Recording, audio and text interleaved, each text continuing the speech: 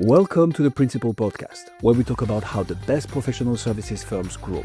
Whether you're looking to scale your firm or learn from the stories of founders and leaders who've done it, you're in the right place. Join us as we interview the best leaders in professional services. Let's get on with the show. Good morning, everyone. Today we have a fortunate opportunity to speak with Brian Anderson. He's the CEO of ADVYON, a really interesting company that's got involved in things back in 2008 and has grown ever since then. But I don't want to tell Brian's story. I'm going to let Brian tell his story. So good morning, Brian. Thanks for joining the Principal Podcast. Hey, good morning. Thank you for having me. It's a pleasure to be here. Appreciate it. So welcome. So what got you in originally, technology services and consulting, and what inspired you to start your company in 2008? Though that's a long question. There's a lot to unpack there. I was probably one of the first kids that had a computer when they grew up. So Okay.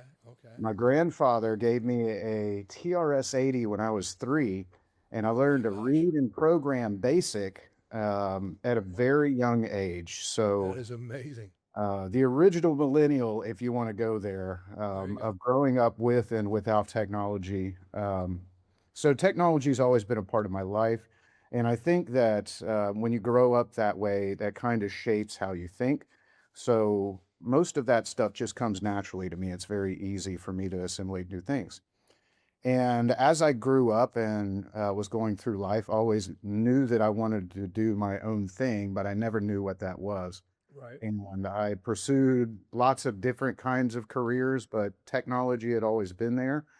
And I really started to understand that I like marketing and I like connecting and I like connecting people. And I liked sales and I liked all the things that have to do with connecting people. Okay. So over time that evolved and I learned a lot of sales skills from, I say that I had a retail education. I grew up in technology stores like Circuit City and Best Buy and Radio Shack and Gateway, and worked at several of those and learned a lot about sales. I learned a lot about leadership and management. Um, and then I was ready to get out. And in 2008, I was ready to get out of that retail grind so much that I got a mortgage job right before. Oh, classic. Right? Yeah, great time to get a mortgage job right at 2008. Well, it hadn't tipped yet. So I was doing okay, but I really didn't like it. So I had my mother worked for an attorney that had a gentleman that did this kind of IT work, where he would go to small businesses and he would help them give the technology they needed for a fraction of what you could hire an internal person for. And I thought it was really neat, and I jumped on board with him. And I just soaked it up like a sponge. I learned everything that I possibly could. I already had a great background in sales, I already had a great background in marketing and technology, connecting people. And then, it came time where I was ready to do my own thing, and our values didn't quite meet Right. together. So on one January evening, ADVYON was born, and started off with a couple of clients and have grown it to hundreds of clients at this point, serving all over the nation. So it's a labor of love. Tell me the story behind the name of the company. So the name came from two things, and it came from a combination of the words advice and beyond. And that's really the soul of the company. Is we're here to be that trusted advisor and to be able to not just advise, but give more. Originally, when I conceived ADVYON, it was going to be a nonprofit company that helped other nonprofits with technology. And then as you grow and you learn that no profit is in nonprofit, and that nonprofits, if you have to deliver a product, you spend 80% of your time chasing money and 20% of your time delivering whatever it is that you're trying to do. So Appreciate I not don't wrong. like that. That's not my favorite thing. So I would rather be a for-profit company and still give 20% of my resources back to the community, which we do today. We are heavily involved in our community in many different ways, and very blessed to be able to be a big part of my community. That's really nice. What area are you in? We do technology and marketing for lots of nonprofits that have to do with children and food shortage, um, women, and those are our giving. So I'm on the board of the Dorchester Children's Center. We help start Katie's Crops, which is a national movement to have no hungry children. We work locally with a food truck that is called Expanding the Table, and they feed hungry people, no questions asked. And all of our missions are to make sure that children and food shortages for folks are not a problem. Wonderful. I mean, that's so important that you have the ability not only to do your business but give back to your community. I think that's very admirable, and more importantly, it's very important. And So it goes hand in hand with your business as well. I would agree. In Yeah, general, yeah, absolutely. that follows along. So I was in, ironically, the mortgage industry in 2008. That's why I chuckled. 2009 is when it all really came down, and Yeah. then evolved through all that. I've been in the mortgage industry since 1988, and still help people in that space. And so I've watched a great evolution. Yeah, your timing was what you might not call ideal, but No, it you was not. It you, was you not an learned. ideal time to be in the mortgage industry. It was also not an ideal time to start a business. No, it was Um, challenging. so that was a very difficult time, 2008, 2009, to start a business. But I had some really good relationships that I built, and had some. I was young. I was maybe 28 at the time, so I Wow. didn't know any better. Sure. And That's usually a pretty good time because you know what? You go, hey, that was an anomaly. I'm fine. I'm going to do it. You don't think through and go, oh my gosh, what did I do? So that's wonderful.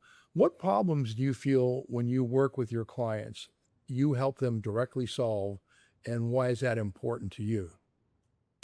That's a great question. Thank you for that. It is very much my company is focused on communication. Okay. We're not focused on technology. We're not focused on one singular vertical.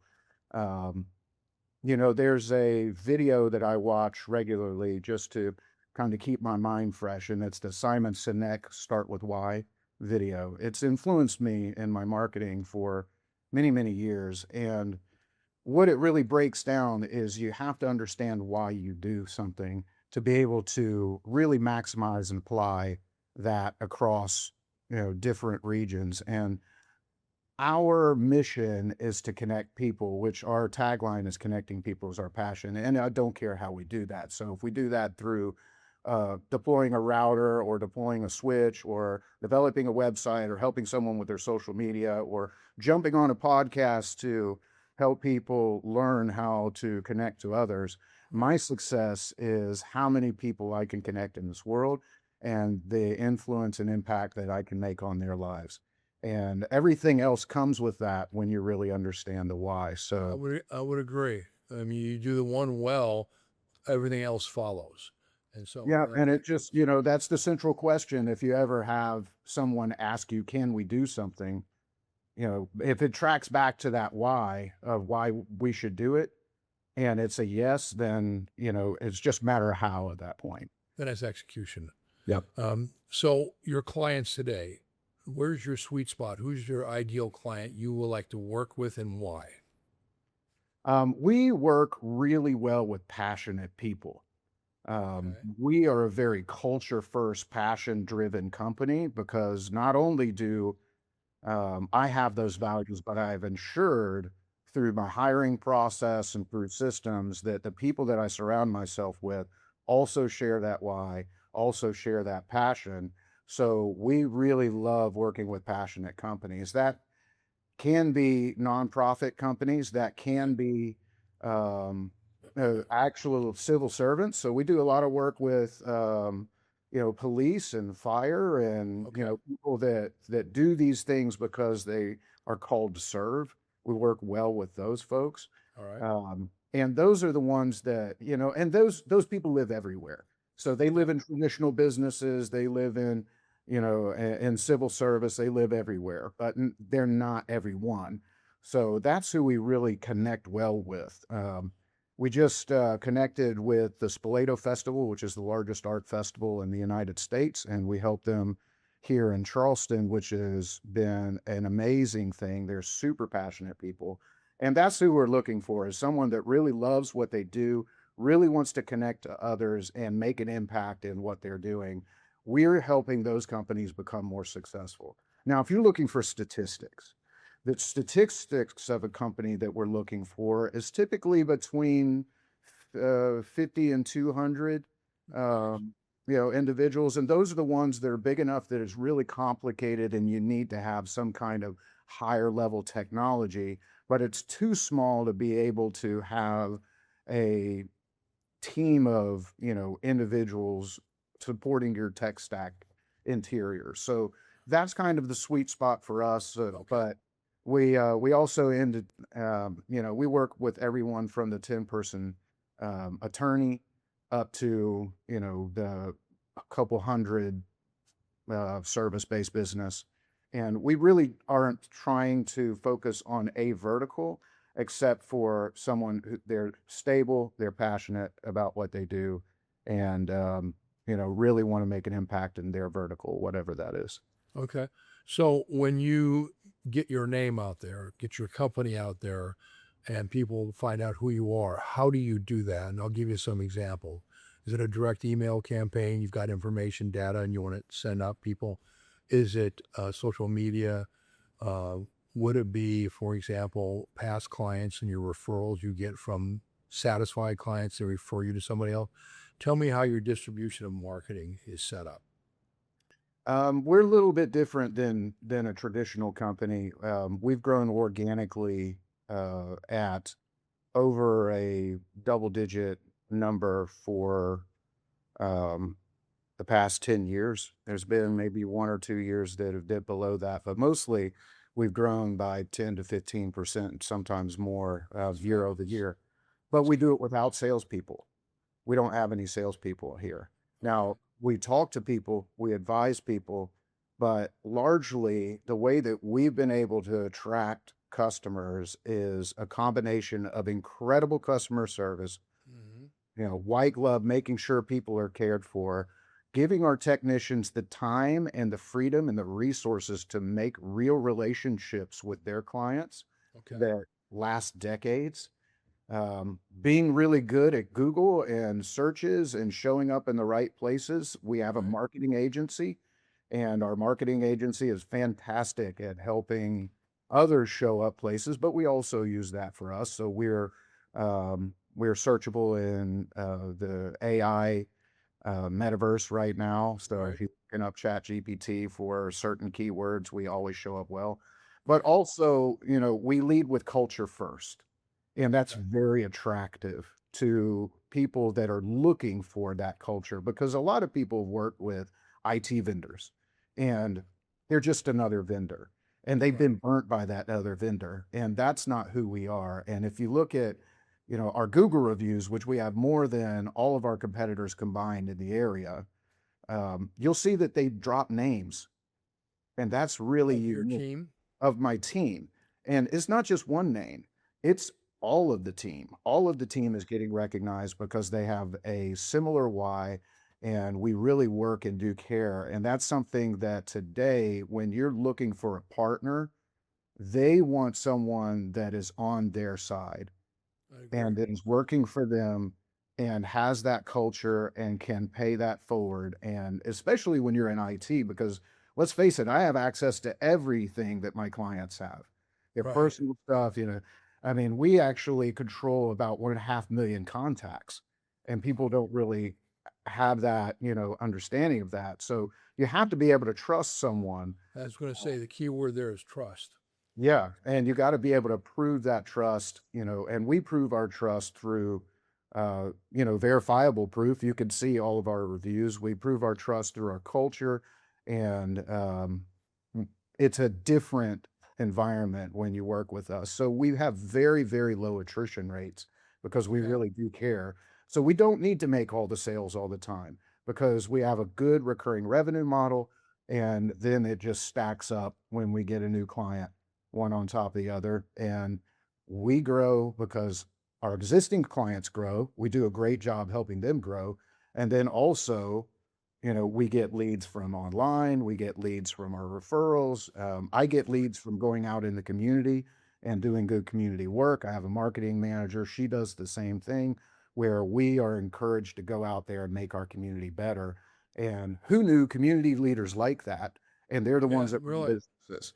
So It's it's it's been a great way that we've been able to, you know, grow and help our community and build our culture and really build something that sticks around and Now people. you mentioned you're in Charleston That's right. primarily. Okay. So is your geographical exposure for all the charity and good things that you do primarily in that portion of South Carolina, or is it expanded to other cities, Charlotte, to example, if you went up north, or Savannah, for example, similar type communities?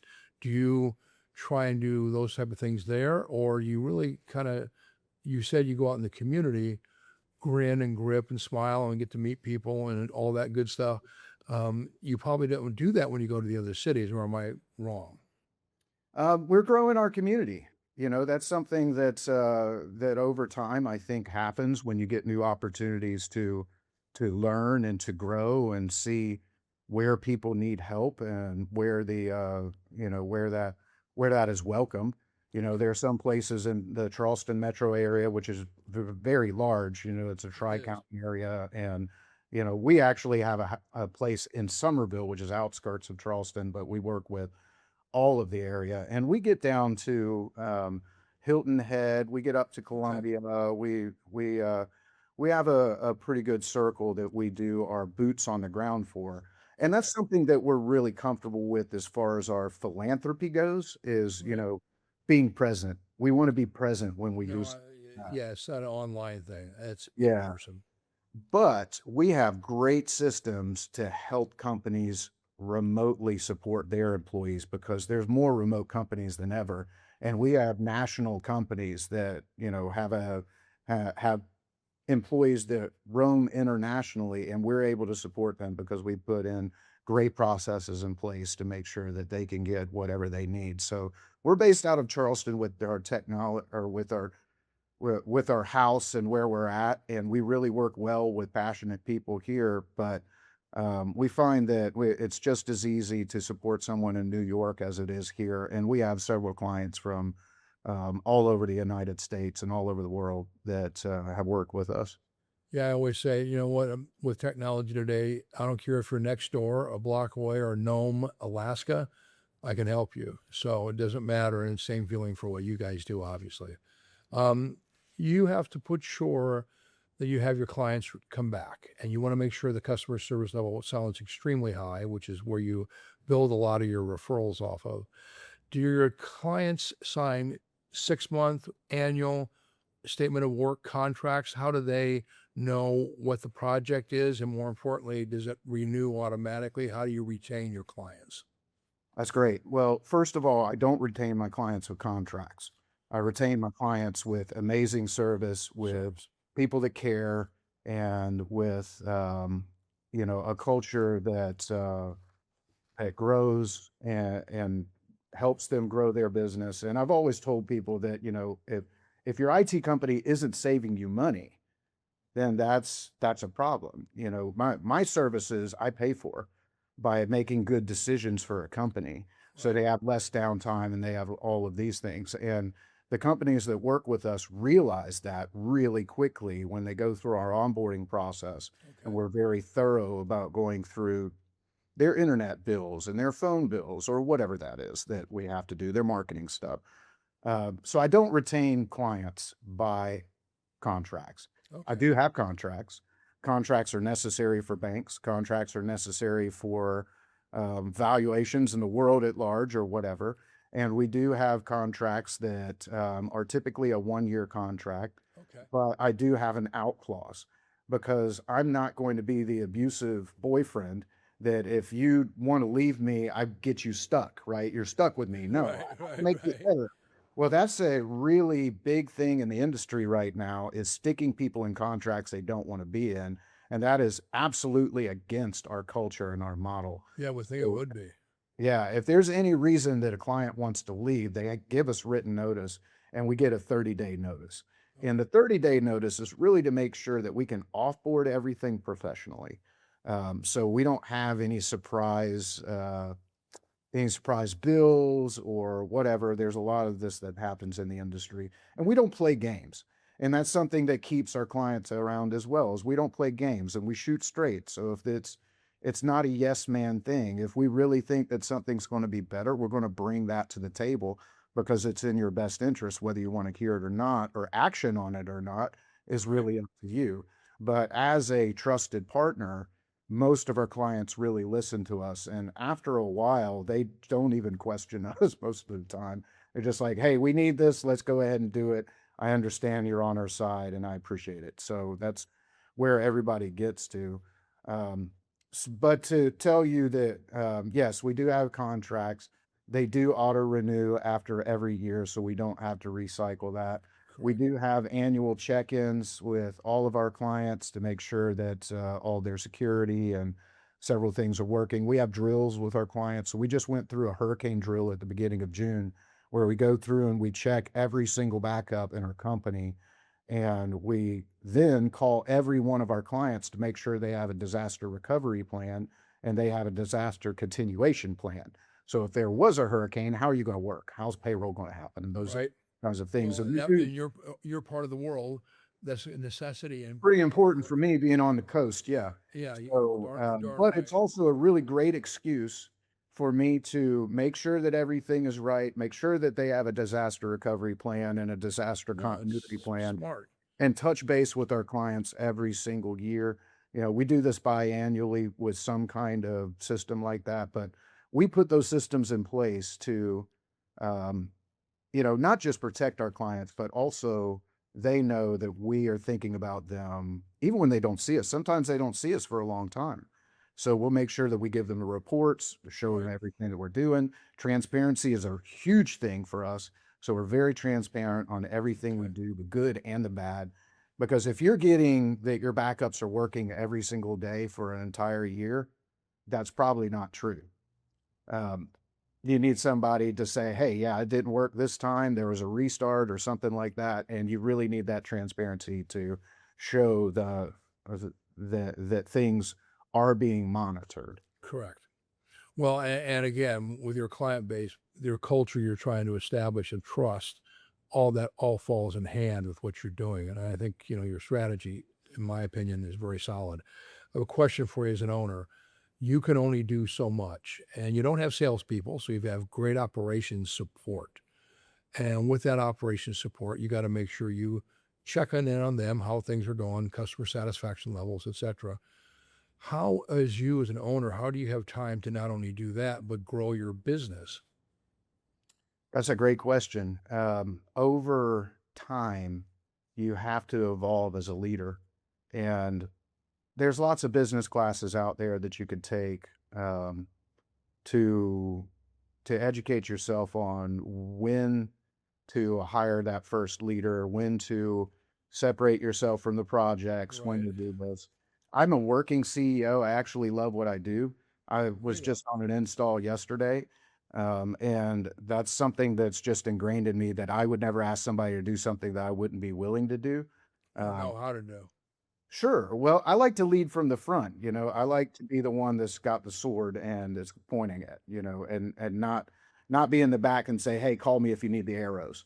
That's By that's the way, not good luck. Yeah. right. That's not my style. So it's very difficult for me to have that balance because I do want to be there and I do want to be that help for the people on the ground. But you do have to grow your business and you do have to separate.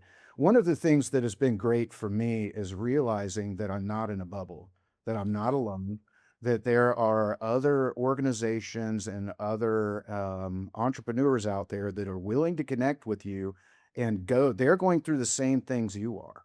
So I would encourage anybody that is listening to this to find a forum, whether that's Vistage or EO or an accelerator or a local forum, and really connect with other entrepreneurs. At a certain time in entrepreneurship, you feel really alone. It's hard to talk Would to your agree. neighbor. Yeah, it's hard to talk to your neighbor about that $20,000 deal that you've been working on. where they're, working an hourly salary or doing their things, and Right. They can't relate. they just can't relate. Or, it's hard to talk to your wife sometimes about things that you're going through because you don't want to worry her because you're trying to be that protector. So having a group of individuals that are going through your similar situation and being able to work that out has been a game changer for me in the last Wonderful. 5 or 7 years. So I'm actually a founding member of the Charleston EO group here, and we're doing great things as as an entrepreneurial organization to connect other entrepreneurs. But really, if I say that I've grown the most from that. I've grown in speaking. I've grown personally as a father. I've grown as a business person. My business is quadrupled since I've been there, just from having good advice from other Solid people you respect. solid people that you respect and that also respect you. It's a giver's gain mentality. Right. But also, I would say, being in your community as well with other entrepreneurs. So, being in a Rotary Club or something like that, knowing you're not in a bubble and being able to get information from people that have actually done it is so It's huge. crucial. Yeah. If I had known that 10 years earlier, I'd be twice as far as I am today. Well, you know what? Hindsight's 2020. Now that the future's in front of you, it's like I always tell people, hey, you can't change. And for our example, it's currently 10:30. You can't change what happened at 10 o'clock today. Well, you sure can change what's going to happen at 11 o'clock because you can't change the past, but you can impact the future. And as long as you always think like that, you're looking for good things to do that are going to contribute to your health, your family's health, your business's health, and then for you, the community's health. So I like the way that you think in that aspect. Where do you see the biggest opportunities in technology, consulting, and management this year and going into, say, the next couple of years? Where's that growth opportunity? Okay, I'm going to give you a hot take. Going to give you a All right. hot take. Please do. Biggest opportunity that is in the technology industry is personal connection. There you go. I It totally is agree. picking up the phone. Everybody is racing and rushing for AI. And in a world that is rushing towards automation, it's more important than ever to have conversation. Oh man, you're singing my song. I mean, I was with a person yesterday who had a really rare business model. Kind of yours is a derivative of it. They don't have anyone call their clients. Now they're limited to their geography, obviously, but they do everything pound the pavement, grin and grip in their area. And they've done a great job with local businesses to grow their business by just personal interaction. And when you listen to that, it's like the antithesis of what people hear about AI, people texting, people emailing, all that stuff all the time, which is a natural thing that's happening. Oh, it's great. I like what you're saying. Personal. It's great because everybody's going there. So how are you going to differentiate yourself in the market? Well, let the market differentiate you. Yep. So, another thing that I learned in my retail education is that any service-based business that is a service-based business, when they go away from having amazing service, they fail. So if you look at Radio Shack, where service was state of the art, as soon as they dropped the service and they dropped the commissions and they dropped the culture, it failed. If you look at Circuit City, you've got questions, or no, Radio Shack was you've got questions, we've got answers. Circuit City was where service is state of the art. As soon as Circuit City started competing with Best Buy on price, they failed. They lost. They were coming. Gateway had the stores, and the stores were touted as their, individual thing over Dell. But when they started competing with Dell and stopped promoting the service in their stores, they got bought by E-Machines, and then they were in Best Buy. When companies that are a service-based business don't realize that they're in the business of servicing humans, people, that's when things start to degrade, because we're in the service of people. Right. And I do technology, you could do mortgages, whatever that is. We're in the service of helping other people. Yep. And if you stop losing perspective of that, you become a commodity. And if you're a commodity like everybody else, you can't differentiate. Price is the differentiator. And so that's what drives people out of business or because they can't keep their profit margins. Because the only way that you can go if you're a commodity is to race to the bottom. That's right, which is horrible. Well, you know what? I hope you've enjoyed it. We've already spent 30 plus minutes and it's had a great conversation, man. I think you're passionate for what you do. I think the audience feels that, and you're service oriented, community oriented things. Brian, I really enjoyed that conversation. I hope you have as well. So I want to make sure you have an opportunity now to share with the audience what's the best way to reach you going forward.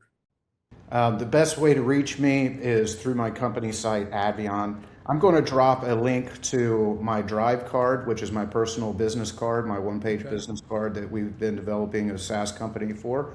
And it has all of my contact information. So feel free to use my contact information, save my contact information. I'm all about connecting with people. So if anyone wants to connect with me, send me a message that gets through my spam filters, and we can chat. And I love connecting with people and helping people on their journey, whether it's someone starting off with tech or someone in the middle of entrepreneurship journey. Helping others helps me grow. So I'm very thankful to be able to connect with anyone. Appreciate your time today. I want you to have a wonderful 4th with your family. Enjoy the holiday in that area. It's beautiful, Charleston. Yeah. And look forward to you having success with your business continuing to grow. Thank you, Brian. Thank you so much. It's a pleasure to be here. Thanks for joining us on this episode of the Principal Podcast. We hope you've learned valuable lessons and strategies to grow your firm and take your business to the next level. Make sure to subscribe and leave us a review wherever you're listening to this show so you never miss an episode. To apply and be a guest on the show, click the link in the description. See you next time.